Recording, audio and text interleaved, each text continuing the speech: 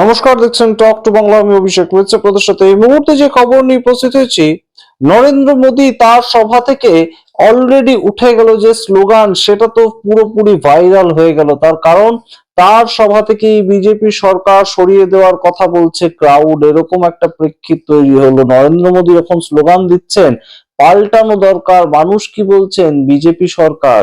এই ঘটনা ঘটেছে আজকে পশ্চিমবঙ্গে। এবং গতকাল আপনারা জানেন যে মালদাতে সভা করতে এসেছিলেন দেশের প্রধানমন্ত্রী নরেন্দ্র মোদী, এবং সেখানে দাঁড়িয়ে তিনি যখন স্লোগানিং করেন, সেই স্লোগানিং এর ক্ষেত্রে ভুল হয়ে যায়, সেন্টেন্স ফ্রেমিং ভুল হয়ে যায়, এবং সেখানেই বিভ্রাট তৈরি হয়, যেখান থেকে ভাইরাল ভিডিও ইতিমধ্যেই তৃণমূল কংগ্রেস পর পর শেয়ার করছে। এবং অবশ্যই এই আমাদের ভারতবর্ষের যে ভাষা, বিভিন্ন ভাষার যে মাধুর্য, তার মধ্যে সবচেয়ে প্রিয় ভাষা, সবচেয়ে মাধুর্যপূর্ণ ভাষা, সবচেয়ে মিষ্টি ভাষা বাংলা ভাষা। এবং সেই বাংলা ভাষা তো শিখতে হবে একটু কষ্ট করে হলেও, তা না হলে বারবার যে এই ধরনের ফাউল করতেই হবে। এবং সেটা দেশের প্রধানমন্ত্রী বোধহয় এখনো পর্যন্ত বোঝেননি। 2025 সালের শীতকালীন অধিবেশনে তিনি সংসদের অভ্যন্তরে দাঁড়িয়ে বঙ্কিম দা বলে সম্বোধন করে ফেলেছিলেন বঙ্কিমচন্দ্র চট্টোপাধ্যায়কে। এবং সেইখান থেকে এই মুহূর্তে সেটারই রেশ কাটতে না কাটতেই বলা যেতে পারে যে ভুলটা করে বসলেন, সেটা সম্পূর্ণ সেন্টেন্স ফ্রেমিং এর ক্ষেত্রে ভুল করে বসলেন।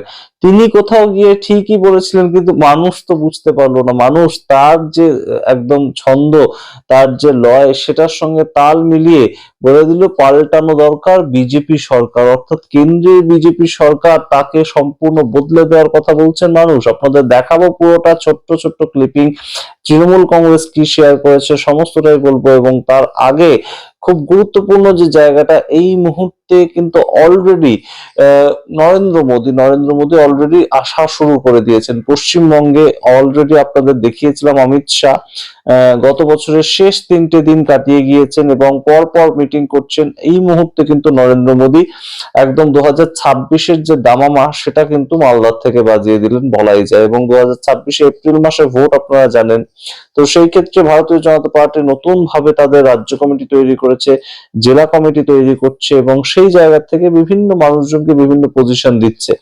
এবং সেইখানে দাঁড়িয়ে নরেন্দ্র মোদীর এই বক্তব্য, এই যে মানুষকে উষ্ণ করা, মানুষকে যে পরিবর্তনের ডাক দেওয়ার যে প্রেক্ষিতটা, সেইটা কিন্তু বেশ খানিকটা ধাক্কা খেলো একটা ভাষা বিভ্রাটের জন্য। এবং আলাদা কি কি বললেন নরেন্দ্র মোদী, তৃণমূল কংগ্রেস পাল্টা কি বললো, সমস্তটা ব্যাখ্যা করব। তার আগে অবশ্যই টক টু বাংলা ইউটিউব চ্যানেলকে সাবস্ক্রাইব করুন, এই ভিডিও দেখুন শেষ অব্দি স্কিপ না করে।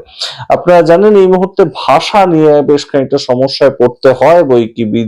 ভারতীয় জনতা পার্টির যারা বিভিন্ন বাইরের নেতা রয়েছেন, তাদেরকে বিভিন্ন সময়ে বিজেপি উড়িয়ে নিয়ে আসে প্রচুর টাকার বিনিময়ে। কখন আমরা দেখেছি মেঘওয়াল আসেন, কখন আমরা দেখেছি পুষ্কর ধামি আসেন, বিভিন্ন মানুষজন পশ্চিমবঙ্গে আসেন, কিন্তু পশ্চিমবঙ্গে এসে তারা ভাষার সঙ্গে সহজ তো হতে পারেন না। কখনো জেপি নাড্ডাকে দেখতে পেয়েছি, কখনো অমিত শাহকে দেখতে পেয়েছি, বিভিন্ন মানুষ আসেন, কিন্তু নরেন্দ্র মোদী যখনই আসেন তিনি একটু বাংলা বলার চেষ্টা করেন, তিনি একটু মানুষের সঙ্গে একাত্ম হওয়ার চেষ্টা করেন। এবং সেটা করতে গিয়ে 2021 সাল থেকে আমরা দেখতে পাচ্ছি যে বিভিন্ন ধরনের বিকৃত বাংলা তিনি বলে ফেলেছেন, বিভিন্ন সময় না বুঝতে পেরেই হয়তো তিনি বলে ফেলেছেন। কিন্তু এবার যে ঘটনাটা ঘটলো, একদম স্টেজ থেকে তিনি বলছেন পাল্টানো দরকার, সাধারণ মানুষ বলে উঠছে সামনের থেকে বিজেপি সরকার। তাহলে কিভাবে হবে? এই মুহূর্তে বিজেপি সরকার কেন্দ্রে বদলানোর কথা বলছে মানুষ। আপনারা শুনুন আগে সেই ছোট্ট ক্লিপিংটা দেখুন, তারপর আসছে বিস্তারিত ব্যাখ্যা। আপনারা বুঝতে পারবেন যে কোথায় একটা সমস্যা, কোথায় একটা দূরত্ব তৈরি হয়েছে। পাল্টানো দরকার,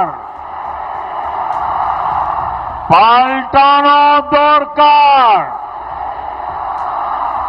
পাল্টানো দরকার, পাল্টানো দরকার, পাল্টানো দরকার, পাল্টানো দরকার। আপনারা শুনলেন সেই ছোট্ট ক্লিপিং, আপনারা শুনলেন মানুষ একদম সরাসরি স্বতঃস্ফূর্ত ভাবে বলছে যে বিজেপি সরকারকে পাল্টানো দরকার। কিন্তু সমস্যা যেটা হয়ে গিয়েছে, সেই জায়গাটাও আপনাদেরকে একটু বলি। যে সমস্যা হয়েছে যে নরেন্দ্র মোদী এই স্লোগানটা দেওয়ার আগে তিনি বলেছিলেন আপনারা আমাদের সঙ্গে একটা স্লোগান বলবেন, আপনারা আমাদের সঙ্গে স্লোগানটা বলুন যে আমি বলবো পাল্টানো দরকার, আপনারা বলবেন চাই বিজেপি সরকার, অর্থাৎ পাল্টানো দরকার, নিড টু চেঞ্জ, এবং চাই BJP Sarkar, we want BJP government. এইটা হচ্ছে পুরো স্লোগানটা। কিন্তু মানুষ কি করেছেন, সঙ্গে সঙ্গে তিনি যেই বলেছেন পাল্টানো দরকার, একদম মানুষ বলে ফেলেছেন চাই বিজেপি সরকার, সেটার জায়গায় শুধুমাত্র বলে ফেলেছে বিজেপি সরকার। এইখানেই একটা দূরত্ব তৈরি হয়েছে। आपको उसको दोहराना है।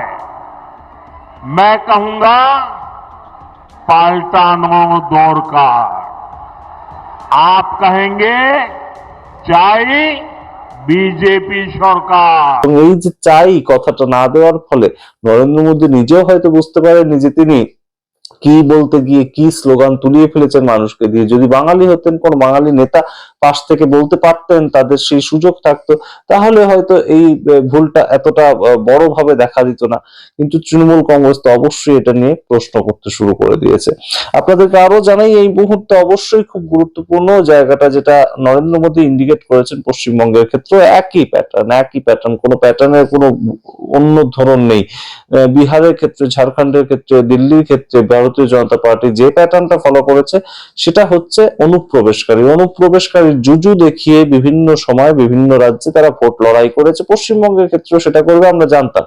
এবং এই মুহূর্তে নরেন্দ্র মোদী একদম যখন অনুপ্রবেশকারীদের নিয়ে একদম কটাক্ষ করছে যে পশ্চিমবঙ্গে প্রচুর পরিমাণ রোহিঙ্গা, প্রচুর পরিমাণ বাংলাদেশি তারা ঢুকে পড়ছে, এই প্রসঙ্গে তিনি যখন কটাক্ষ করছেন পশ্চিমবঙ্গকে, ঠিক সেই পর্যায়ে দাঁড়িয়ে তৃণমূল কংগ্রেস তাদের তরফ থেকে তিনখানা প্রশ্ন ছুড়ে দিয়েছে। প্রথম প্রশ্ন কি করছে তৃণমূল কংগ্রেস, তারা বলছে যে ইলেকশন কমিশন এসআইআর হওয়ার পরবর্তীতেও কেন বলতে পারছে না, না বিহারের ক্ষেত্রে না পশ্চিমবঙ্গের ক্ষেত্রে, যে কতজন ঠিক অনুপ্রবেশকারীর নাম তারা খুঁজে পেয়েছে, কতজন বাংলাদেশি পশ্চিমবঙ্গে আছে, কতজন রোহিঙ্গা পশ্চিমবঙ্গে আছে কিংবা বিহারে ছিল, সেটা কেন বলতে পারছে না ইলেকশন কমিশন সেখানে।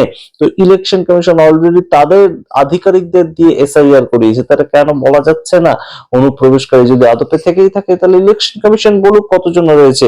দ্বিতীয় প্রশ্ন, বিএসএফ, সিআইএসএফ, সিআরপিএফ, আইবি থাকার পরেও কেন অমিত শাহ বর্ডারকে রক্ষা করতে পারছেন না, অর্থাৎ বর্ডার দিয়ে অনুপ্রবেশ হচ্ছে কিভাবে, যদি হয়েও থাকে বিজেপির কথা অনুযায়ী তাহলে বর্ডারটা কেন আটকাতে পারছে না অমিত শাহ।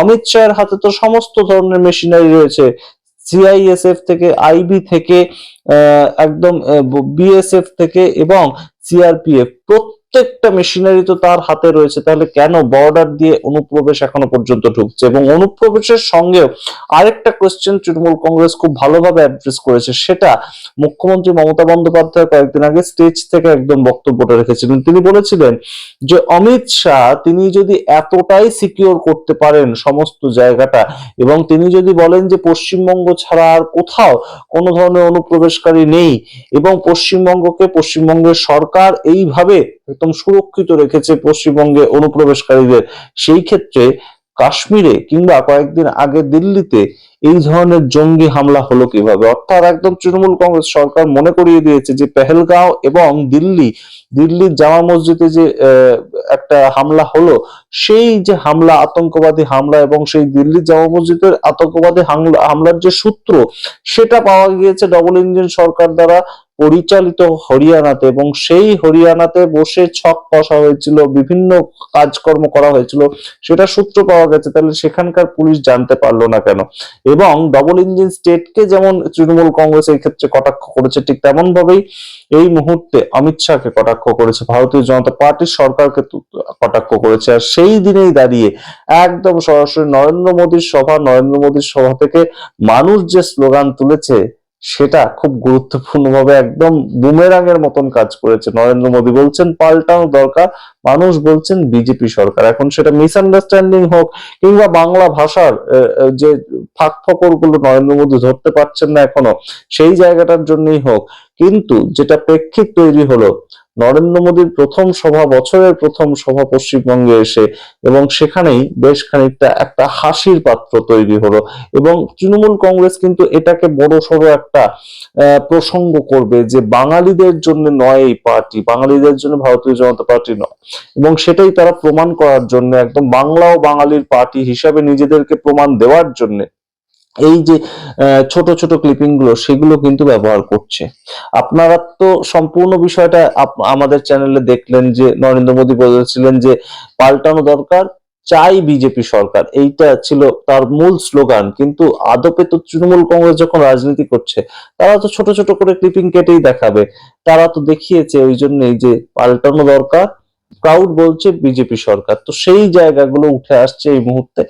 তো অবশ্যই এই মুহূর্তে পশ্চিমবঙ্গের রাজনীতি, পশ্চিমবঙ্গের যে লড়াই, সেটা জমজমাট হয়ে উঠতে চলেছে। এবং নরেন্দ্র মোদীর প্রথম দিনের যে র্যালি, সেখান থেকেই বেশ খানিকটা চমক, বেশ খানিকটা একই ধরনের কথা দুটোই উঠে এলো এবং একটা ব্যঙ্গ তৈরি করলো তৃণমূল কংগ্রেস সেটাকে নিয়ে।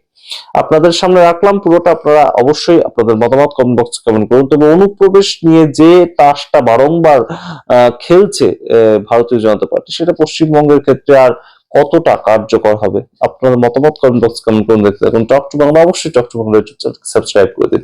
ধন্যবাদ।